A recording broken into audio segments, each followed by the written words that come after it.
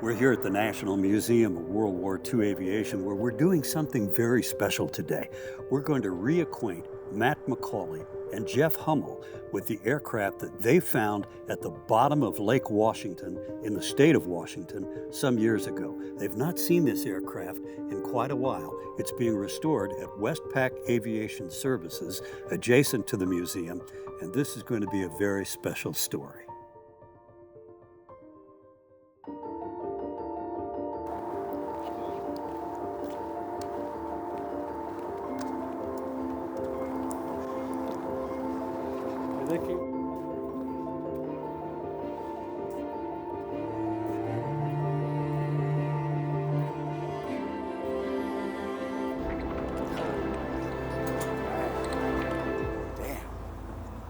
Look at that.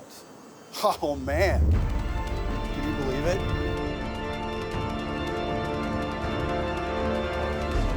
Yeah, we had the change at Great Lake Field.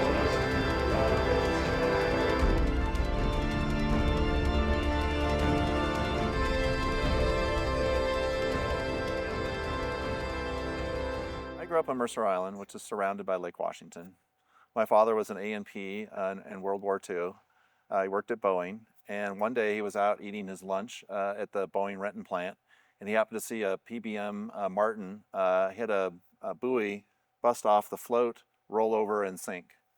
So when I was about the third grade, my parents gave me the G.I. Joe action adventure set, which had the scuba diver in it, and the treasure chest of gold coins to go after.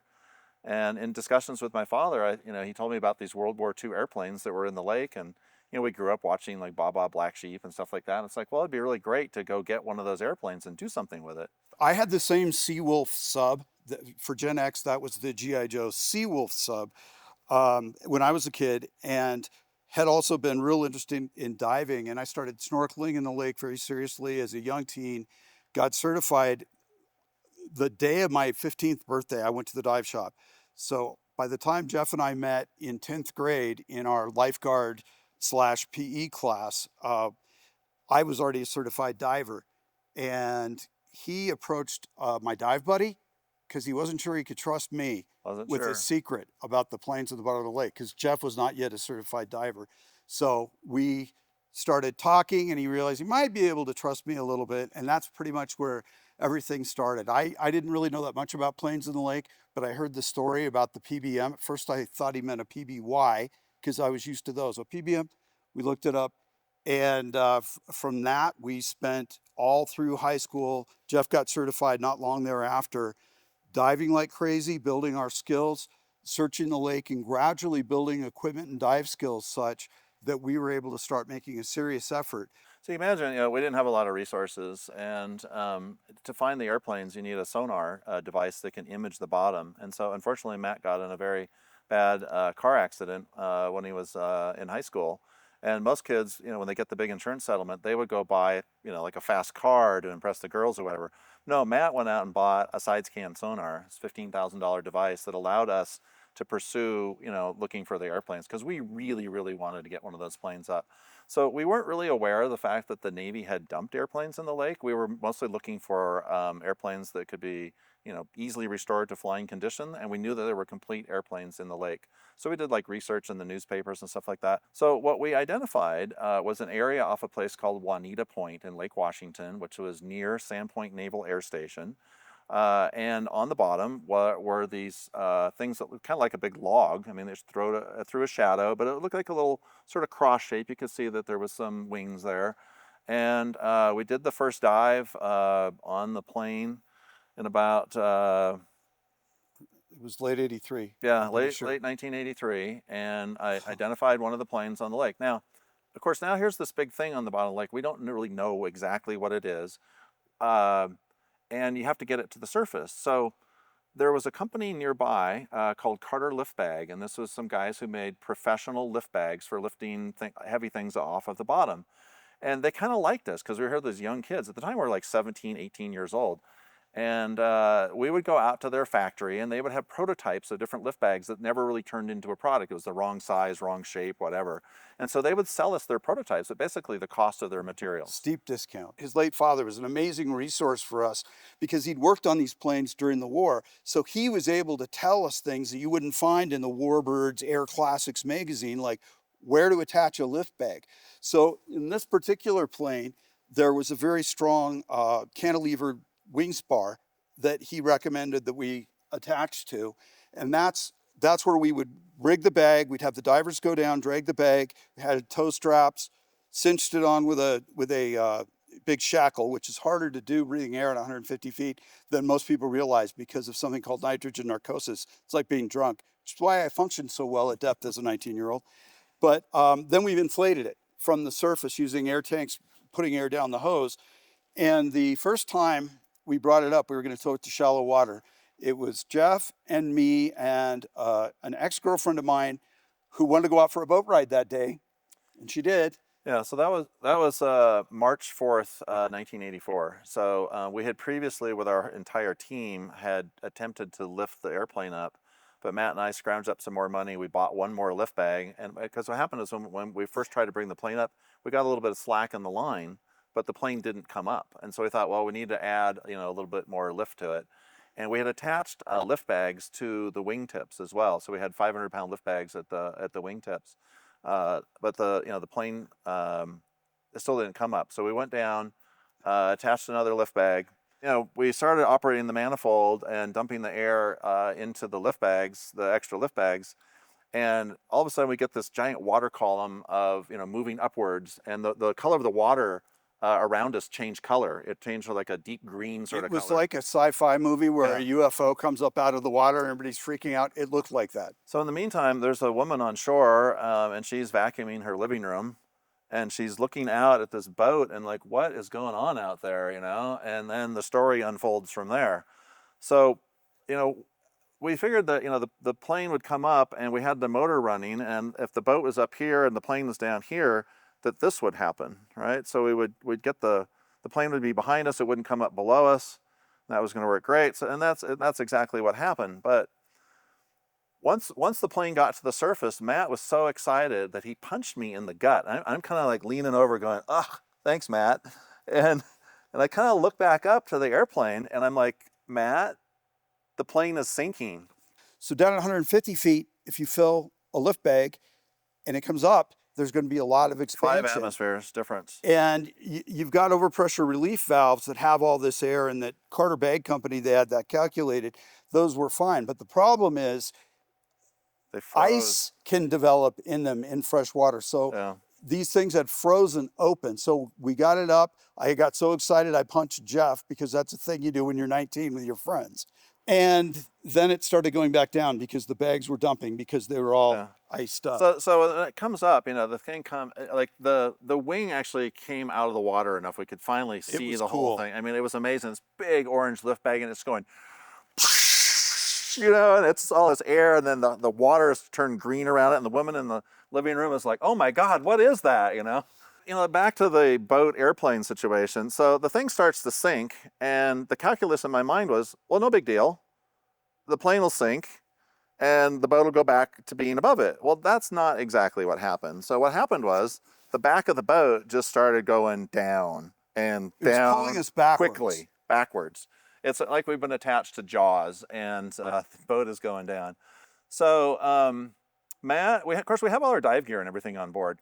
After we had sank our boat, we decided that we'd be a little more careful, and we were okay sinking other people's boats. So we actually hired a tugboat to haul the thing up, and we waited till the weather got better. We eventually recovered all of our dive gear from our boat, eventually salvaged the boat, and it became our dive boat again.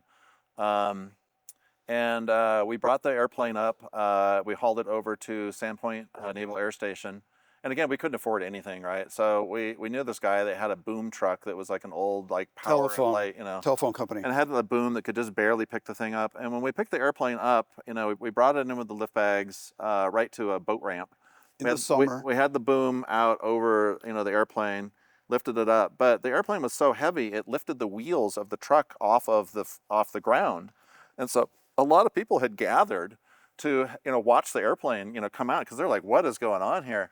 And so we got these volunteers to climb on the front of the truck so that we could keep the wheels on the ground so we could steer it and get it out of the boat ramp. It made sense at the time, and it was 1984. People were willing to do that kind of stuff. Everybody put their cigarettes down for a minute to go stand on this front of this truck. Yeah, so obviously at the point where the wheels go off the ground on the front, you've exceeded the capacity of the truck, right, by who knows how much. But again, we had no idea how much the airplane weighed. So we had the airplane sat overnight at Sandpoint Naval Air Station in the parking lot, and then the next day we hauled it down to an airport. So initially when we brought up the airplane, it was a bit of a mystery to us. Like, it has no engine, it has no wingtips, it's got serious damage to it. So we're trying to figure out like how it possibly ended up in the lake, and we did conclude that the Navy had obviously dumped the airplane in the lake. So what happened was, through the court case, which eventually developed, because even though the Navy had abandoned the airplane, they later claimed that they still owned it. Under the Constitution, the government always owns their property, and particularly the military. It's very difficult for them to lose title to something if they just leave it in the field. It still belongs to them. So the plane had a hard landing at Sandpoint. 1944. And they stripped off all the parts that they wanted on it, and then they used it for firefighting training. And then when they were done with it, they loaded it and 4 others onto a barge and then dumped them in Lake Washington. When we were in high school and on the debate team, we were researching the legal issue. We understood the difference between Army Air Corps aircraft that they had relinquished claim to operational losses prior to 1963. So we knew Navy planes were in a different category, and we knew operationally lost aircraft, i.e. aircraft that had crashed or ditched, were in a separate category. Lots of rumors about things dumped into Lake Washington. So we wrote the Navy a letter asking about that, about crated Jeeps, aircraft parts, and other items may have dumped into the lake. And they said they didn't know about them. So that was part of the rationale leading into our decision to raise the Helldiver, was thinking that because they had told us they didn't claim it, and because they had showed intent to discard it, that we were probably fairly safe bringing it up. Later, when we actually found the Helldiver, we wrote a second letter and said that we had found an airplane that had been dumped in Lake Washington, and we asked if they still owned it. And they responded that they did not. And I don't know if they thought we were like radical environmentalists or something, asking if they dumped stuff in the lake or whatever, but they said, no, we don't have any, we didn't do that. So we thought, okay, well, we have this letter now that says that the Navy doesn't have any interest in it, or they didn't dump it, so we're clear to go get that airplane and not face any legal ramifications. It turns out when someone in the Pentagon writes a letter like that, it doesn't actually mean anything. Eventually, we were served a lawsuit, and then we had to decide, how we're going to defend ourselves. So I had worked in a company that manufactured structural airframe parts. A lawyer owned that company. He worked in a law firm, and so he offered to defend us pro bono. So here we are at the time. Now I'm 20 years old, and you've got the full weight of the federal government, coming down on you. They had a lawyer in Washington, D.C. They had a lawyer in San Francisco. They had a lawyer in Seattle. They had a whole team of, junior people helping out on the case. They really wanted to win. And later we found out it was actually the Secretary of the Navy that we were up against. It was him that was calling the shots. And, at a young age, you don't even understand the process, right? But we eventually, our lawyer, made some phone calls and brought on 2 other people who were ex-military. Henry Haugen, who was ex-Coast Guard, and Bruce Myers, who was an incredibly storied person and lawyer. And those retired Marine Corps Colonel. We always called him Colonel Myers because he had that command presence. You just always naturally called him that. And so that was our legal team. We knew through rumors and legend that the Navy had dumped things into the lake, but that's insufficient in court. You can't go before a federal judge and say, a guy at the Roanoke Tavern a couple of nights ago told me his dad knew a guy that remembered dumping some planes in the lake. That's not how it works in federal court. What you need to do in federal court is bring forth evidence. Evidence can be written documents. Evidence can be eyewitness testimony. So what needed to happen to be able to establish the Navy had in fact dumped these aircraft was records and or individuals that had participated in that. So in the process of trying to bring forth that evidence, we found somebody, or Mr. Haugen found somebody who had actually been involved in placing these burnt hulks onto a YSD, a yard salvage derrick, a barge basically, that took them out into the lake and dumped them off. So, and a few more parts about the legal issue. So, in order to get a legal title to the airplane, we needed to prove under the Constitution that the federal government had abandoned the property. Under Article 5 of the Constitution, the government can abandon property. And so we needed to prove that that actually happened, that in practice, the Navy, when they dumped the airplane in the lake, never expected to ever see it again, didn't want it, had no interest in it, and they had abandoned their claim to that piece of property. So we had to prove that in court. And so as Matt mentioned, there were not a lot of documents that, that showed this. It is only until recently we actually found photos of them, using the planes for firefighting training. But we didn't have any of that then. So one of our lawyers, through his contacts, through this salvage diver, knew this guy named Robert Sheets. And Robert Sheets was in the Navy, prior to World War II. He was stationed in the Philippines. He was captured in the Philippines. Was in the Bataan Death March. Once they found out that he was a diver, they pulled him out of the Death March, and he was sent back to Manila to help recover the Philippine national treasure, which had been dumped in the bay. And so he did that for a while. He would actually try to resist. He found a crowbar, and he would pry open the crates of coins on the bottom and spread them out on the bottom. And then, and the gig was up though when the Japanese brought in their own diver, and their diver miraculously was bringing up entire crates of coins. And so once that gig was up, he figured that they were going to send him back to prison or kill him. And so he went back and he sank the salvage barge that they were using that had the dive equipment on it.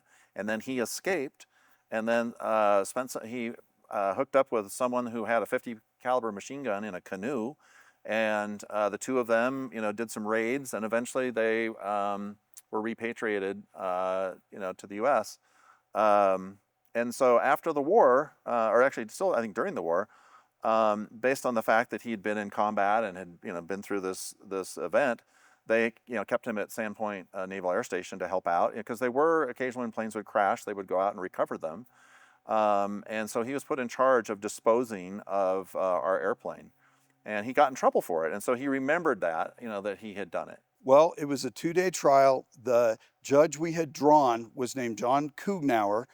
He had recently been appointed to the bench, and we didn't really know exactly what to expect. We had been prepped pretty well by our attorneys, but as Jeff has described, we didn't think we were going to lose a lot of money or anything else, but we had principle. It meant a lot to us. We thought the Navy was really genuinely in the wrong, and we had put a lot of time, energy, money, risk, all kinds of things into getting what began as that airplane. So it was something that we really, really wanted to win. It was a huge deal in that respect.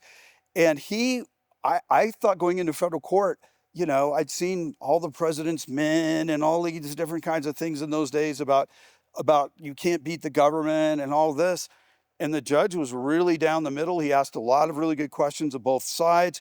At one point, the deputy prosecutor, in cross-examining us, was trying to paint us in a nefarious light, and he stopped her. He said, I get plenty of young men of this age that come before my court that deserve to be treated in that manner. These are not two of them. Back off. And he pointed the gavel at her, just like it was in a movie or something. It's like, holy cow, he's actually fair. This is amazing. So when he finally did offer his decision, he read the findings of fact and conclusions of law. He had accurately read exactly what had happened. Hey, Navy, you threw this away.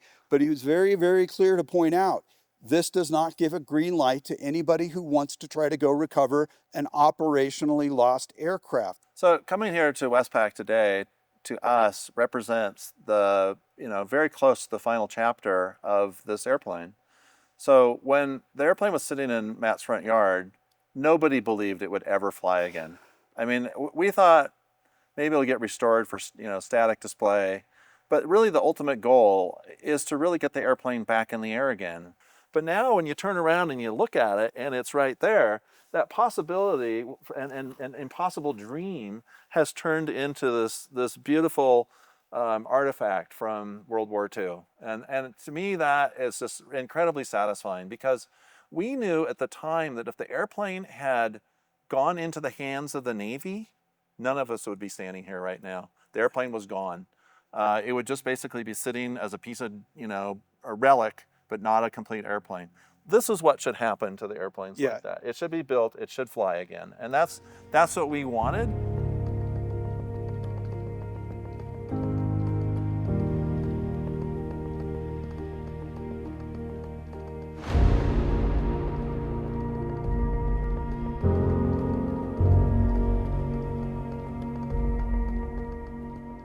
So when people come to this museum, they are able to see an original SB2C1 Helldiver.